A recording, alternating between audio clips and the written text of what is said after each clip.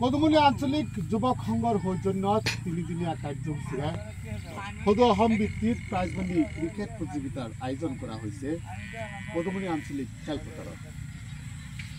5, 6 আৰু 7 ডিচেম্বৰ 2025 তাৰিখে নগাঁও জিলাৰ কদমনি আঞ্চলিক খেলপথাৰত অনুষ্ঠিত হ'ব অসম ভিত্তিত এক আকৰ্ষণীয় নৈশ ক্ৰিকেট খেল প্ৰতিযোগিতা। আমি আপোনালোকক জনাই আছো যে গুৰুজনাৰ পবিত্ৰ জন্মস্থান বটদ্ৰৱাৰ কদমনিত এইসকল যুৱচামে এই মহান পদক্ষেপ গ্ৰহণ কৰিছে। যুৱকসকল হৈছে আমাৰ সমাজৰ সম্পদ। যুৱকসকলেই যেতিয়া আমাৰ সমাজ ব্যৱস্থাত নেতৃত্ব লয় তেতিয়াই আমাৰ সমাজ ব্যৱস্থাৰ পৰা ব্যভিচাৰ নাইকিয়া হয়, সমাজত ড্ৰাগছমুক্ত সমাজ আমি গঢ়ি তুলিব পাৰিম। আৰু যুৱকসকলে যি পদক্ষেপ গ্ৰহণ কৰিছে ইয়াৰ জৰিয়তে আমাৰ গ্ৰাম্য অঞ্চলৰ যিসকল খেলুৱৈ আছে তেখেতসকল উৎসাহ আৰু প্ৰেৰণা পাব। আমি পুনৰ জনাই আছো নগাঁও জিলাৰ কদমনি আঞ্চলিক যুৱক সংঘৰ সৌজন্যত 3দিনীয়া অসম ভিত্তিত নৈশ প্ৰাইজমণি ক্ৰিকেট প্ৰতিযোগিতা ডিচেম্বৰ মাহৰ 5, 6 আৰু 7 তাৰিখে অনুষ্ঠিত হ'ব। আমি পুনে আয়োজক সমিতিৰ সন্মানীয় দাদা আছে, আসসালামু আলাইকুম। কি উদ্দেশ্যৰে আপোনালোকে পদক্ষেপ গ্ৰহণ কৰিছে, কি ক'ব বিচাৰে? আমাৰ উদ্দেশ্য এইটোৱে, অহা 2025 চনৰ ডিচেম্বৰৰ 5, 6, 7 তাৰিখে আমি অল আছাম ভিত্তিত এখনি ক্ৰিকেট প্ৰতিযোগিতা টুৰ্ণামেণ্ট আৰম্ভ কৰিবলৈ ওলাইছোঁ।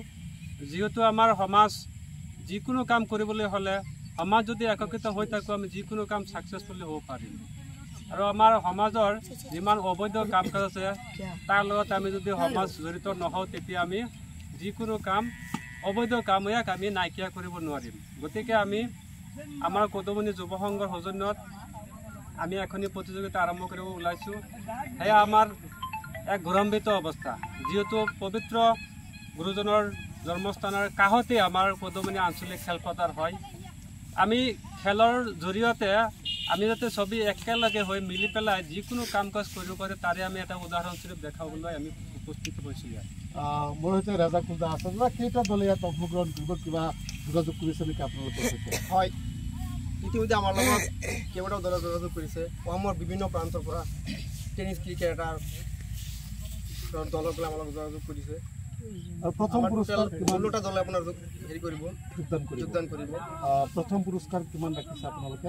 আমি প্ৰথম পুৰস্কাৰটো ৰাখিছোঁ 2 লাখ টকা প্লাছ ট্ৰফি, লগতে আছে আপোনাৰ ৰানাৰ্ছ আপৰ 1 লাখ টকা প্লাছ ট্ৰফি।